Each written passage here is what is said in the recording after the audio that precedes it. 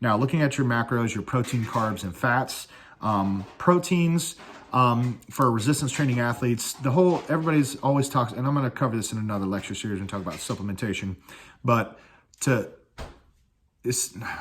increase protein synthesis, you need 1.7 to 2 grams per kilo of body weight. Now, I have a very close friend. He did his dissertation on protein synthesis for his PhD, and there's current research out that supports that you can take higher amounts of protein per gram. I'm going to stay to what CSCS says, just because I will note that protein is a different type of macro than carbs and fats, because proteins have an ammonia molecule attached to the molecule itself, to the protein molecule. So carbs and fats don't. Now, the reason I tell you that is because the way your body clears ammonia is your body has an ammonia reaction, right? And it clears it out when you have excess ammonia. What it does is it converts it to urea and then to uric acid and then out to urine. Now, literally, you will be peeing your money away, or literally clearing out your protein gains, all right? So that's why I say 1.7 is where you need to be at of gram per kilo of body weight, no higher than 2 grams. Now I'm gonna go into depth of dosages and stuff later when we cover supplementation, but don't go over about 25 grams of protein per hour. Okay, so 1.7 to 2 grams, okay, of protein per kilo of body weight. Okay, so I weigh 109, 1.7 times 109 puts us at 185. 109 is at 240 pounds, remember, times 2 puts us at 218. Now, that is my realm of what I have to eat in grams per day for me to increase protein synthesis, to get our gains, to really get a lot of muscle buildup. We can go to the depths of muscle protein synthesis, but you guys don't care, so I'm just not even going to. Now, that gives me my realm of where I have to stay. Now, that doesn't mean eat 280 grams in protein shakes. Lord Almighty, I promise you, will be very upset in more ways than one.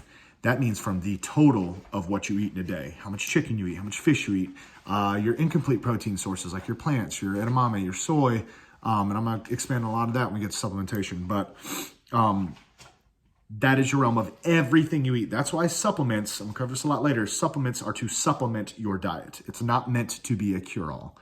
Now, protein, 1.72 grams per kilo of body weight, nets you 4 calories per gram, okay? So I'm going to come back to that in a minute. Your carbohydrates, for non-endurance athletes, meaning if you're not exercising for more than 90 minutes a day, cardio-wise, what's going to happen is, for instance, like marathon runners or some cross-country athletes, I won't even say track athletes, but I'm talking about 90 minutes straight, not 90 minutes total. You're going to need 8 to 10 endurance athletes, 8 to 10, because there are some marathon runners out there, grams per kilo. For most of you, since I don't have any marathon runners right now, and if you do, DM me and I'll help you set up something, but that's an individualized case. There's a lot of other factors. Carbohydrates let's operate around 4 grams per kilo. That is kind of high, especially in quarantine mode, but 4 is plenty. If you're playing sports, if you're working out, if you're not, 4 is plenty. Now, everybody's like, oh, cut carbs. First thing we cut is carbs. Now, remember, the body's first source of energy that you get, that your body grabs for to use for your working out, for your weightlifting, for all your stuff, is carbohydrates. So note that if you're cutting carbs, the rule of thumb is to double your protein or fill that gap with protein. So carbs drop, protein increases. And I'll tell you why. Both carbs and protein, both of those macros net you 4 calories per gram, okay? 4 calories per gram of each of those is what it gives you. So remember I told you that I needed a range of 185 to 218 grams of protein a day at 240 pounds? That alone, now this is why it's important, that alone nets me 741 to 872 calories just from protein in a day. At 4 grams per kilo of body weight, remember I'm 240, that is 436 grams a day. That's pretty high for me. That still nets you 1,744 calories for me a day. Now, most people's diets Most people's entire daily intake is 1,744. So this is why this is important to calculate your macros. This is where the craziness comes like that. That can't be. That can't be. Trust me. Write down what you eat in a week and see exactly what I'm talking about, because the numbers are staggering. And if you don't take control of it, then the goal to gain weight or lose weight is lost. Okay. So 4 calories per gram of fat per, 4 fat and 4 carbohydrates. For growth, 1.7 to 2 grams of protein per kilo of body weight, per kilogram body weight per day. Carbohydrates, if you're not looking for muscle growth, for maintenance, the bare minimum you need is 1.4 grams of protein per kilo of body weight. So your carbohydrates are 4. Let's talk about fat. How much fat? Let's cut all the fat out of our diet. What kind of fat, first off, are you cutting out? And what kind of, how much? How do you calculate it? This is why we kind of have to backtrack, all right? Because according to CSCS, you can have no more than 30% of your diet comes from fat, okay? 20 to 30. So if you have a low-fat diet, let it be 20%. And there's differences we'll get into later about saturated fats and monosaturated, polyunsaturated. That's stuff we don't want to worry about now. We're getting control of 3 things first, 3 macros: protein, carbs, and fat. So now, I have calculated my basal metabolic rate. Remember, I'm going to be at the 1.6. I'm going to use my 1.5 because we're in quarantine and I'm not doing much now. That means at 2,000, we're backtracking, 2,944 calories at a 1.5 multiplier times, that's the basal metabolic rate times a multiplier, times 30%. Now we're going to calculate grams instead of calories first. So bear with me. So this allows me to see my range of fat that I'm allowed in a day. So at that 2,944 number, calories number, times 30% is 99 grams. Okay, so for me, that at 240 pounds, I'm allowed 99 grams of fat a day. That's a lot. That's a lot. Look how many grams of fat are in 1 Big Mac. Look how many grams of fat are in 3 tacos. It will blow your mind. I promise you, knowledge is power. I say it all the time. And if you can take control of that knowledge and harness that knowledge, you can manipulate any variable you want. Now, same thing. That's 30%. That's the high number. That's the highest I can eat. All right. The low number at the 2,944 calories per day. Times 20%, 66.5 grams of fat. That's the equivalent of about 1 Big Mac. I'm allowed 1 Big Mac's worth of fat a day at 240 grams or at 240 pounds. It changes when I'm trying to lose weight. It'll blow you away.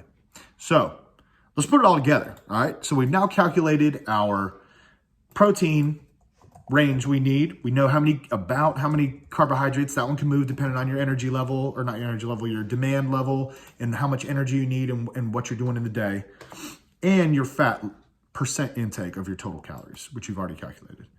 So at 185 grams of protein a day puts me at 741 calories. 4 grams per kilo of body weight, 436 grams of carbs a day, 1744. We talked about that. Now let's add in how many calories at the 99 grams and the 66 grams. 99 grams, that's the crazy part. 99 grams, and that's me 891 calories. Why? Protein, carbs, 4 calories per gram, right? 4 calories per gram is what of energy. Calories are a unit of energy. It's actually kilocalories, but we know it as calories per gram of each one. Fat is 9. All right, it's a much larger molecule. It has a much higher chemical reaction to net you energy. So it's 9 calories per gram. So let's add it all up together. All right, I'll save you all the time. Minimum calories, 3,214. Maximum calories, 3,376. Okay, that puts me right in the realm of that 1.6 multiplier. So I double check my numbers. And that's to maintain. That's to sit around all day. So now I know how many calories, right? Now I know how many calories, the window. Now remember, the goal in this example is to lose weight. So from that, I'm going to subtract 250 to 500 calories a day. Me, I'm going to push for 500 calories, right? Because 250 is not that much, okay? So with 500 calories, that's going to push me down to about 2,800. It's a big difference, all right? So what you want to do for your big difference, or is to avoid big differences, because it pushes you into the realm of failure, okay? Being hungry is awful. It's terrible. Now, gauge it for what the best thing that you can do, okay? So make it so that when you're setting this up for yourself, you set realistic goals. You're not going to cut 10 pounds in 3 weeks, all right? That's extreme. We don't do extreme things. Remember, it's 3,500 calories per pound of fat. This is a long game. You have to play the long game with this, or else you will set up for failure. Because being hungry, the easiest thing we do is reach right in our cupboard, start eating the chocolate-covered pretzels that I'm staring at right now. And they're delicious. Got to stay away from them. My wife takes them from me. So discipline is big here, okay? Because massive changes set you up for failure. So do little bits at a time. If you cut 10 pounds in 10 weeks, that's doable. Set yourself up for realistic expectations, because if you sit down and do the math and you sit down and plug in the equations, it becomes a very difficult challenge, very uphill battle, but you can make it into an Everest or you can make it into a small hill, okay? Just that hill takes time. It's a long hill, we'll call it, all right? So with that being said, I hope I answered a lot of questions. I hope I set you in the right direction, gave you guidelines, okay? Now, to end all this information I just gave you, literally what you have to do now is be like, okay, you know what you have to eat and what you can't eat. It requires you to do this. And then and we'll go into another video and talk about how you can use the MyFitnessPal to do all the work for you, because it's not easy. It's very difficult, okay? So having a game plan, a plan of attack with realistic goals is the best recipe for success, okay? So if you have any questions, any comments, if I went too fast over something, you need me to repeat something, DM me, okay? Put it in the comments. Put everything you need to know in any way that I can help you into the comments. I'll answer them to the best of my ability. If you want a little bit more help or don't want to post something, it's a little bit more private, or you're embarrassed or any kind of shyness, you can also email me at jeff@njfast.com. That's 3 S's. jeff@njfasst.com. And I'll get back to you to the best of my ability. But for now, stay healthy, stay safe, and be well.